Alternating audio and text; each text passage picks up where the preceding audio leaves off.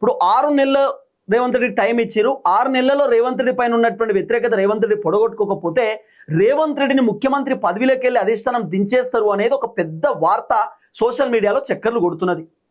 ఇప్పుడు రేవంత్ రెడ్డి అందుకే నియోజకవర్గాలలో పర్యటన చేస్తున్నాడు, జిల్లాలలో పర్యటన చేస్తున్నాడు, భారీ బహిరంగ సభలు పెడుతున్నాడు, మీటింగ్లు పెడుతున్నాడు. రేవంత్ రెడ్డి ఆల్రెడీ 2 లక్షల కొత్త పెన్షన్లు ఇచ్చిండు. ఇప్పుడు మహిళలకు 2500 రూపాయలు ఇవ్వడానికి కూడా రేవంత్ రెడ్డి రెడీ ఉన్నాడు. ఇంకొక ఎకరం రైతు బంధు ఇవ్వడానికి కూడా రేవంత్ రెడ్డి సిద్ధమవుతున్నాడు.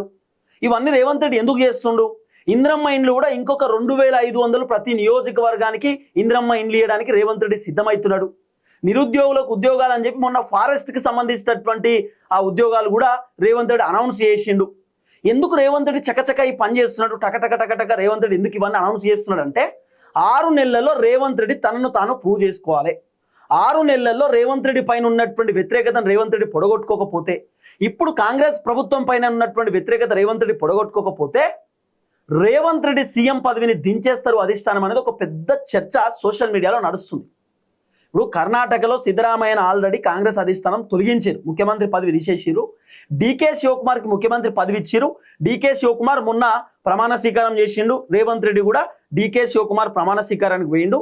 రాహుల్ గాంధీ రేవంత్ రెడ్డిని పెద్దగా పట్టించుకోలే. రేవంత్ రెడ్డిని రాహుల్ గాంధీ లైట్ తీసుకున్నాడు. సాధారణంగా రాష్ట్రాలకు ముఖ్యమంత్రి అంటే రాహుల్ గాంధీ కూడా కొంత వాళ్ళని పట్టించుకోవాలి, కానీ రేవంత్ రెడ్డిని ఎక్కడ కూడా రాహుల్ గాంధీ పెద్దగా పట్టించుకున్నట్టు, రేవంత్ రెడ్డితో పెద్దగా మాట్లాడినట్టు అనిపించలే. తర్వాత రేవంత్ రెడ్డి ఢిల్లీకి పోయి రాహుల్ గాంధీని కలుద్దామని పోతే కూడా రాహుల్ గాంధీ అపాయింట్మెంట్ కూడా ఇస్తలేడు అనేది ఒక పెద్ద చర్చ.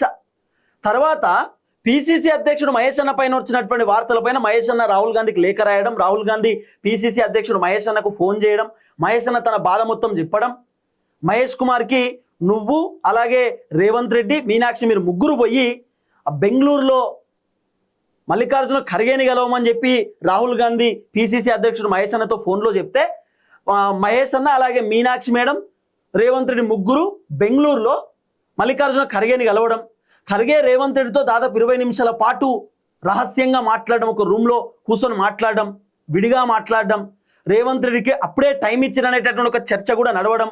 6 నెలలు టైం, 6 నెలల్లో మీ పైన ఉన్నటువంటి వ్యతిరేకత మీరు ఒడగొట్టుకోకపోతే మిమ్మల్ని తీసేస్తాం, 6 నెలల్లో మీ పైన ఉన్నటువంటి వ్యతిరేకతను మీరు ఖచ్చితంగా పొడగొట్టుకుంటే 2 సంవత్సరాలు మిగతాయి మీరే కంటిన్యూ అవుతారు.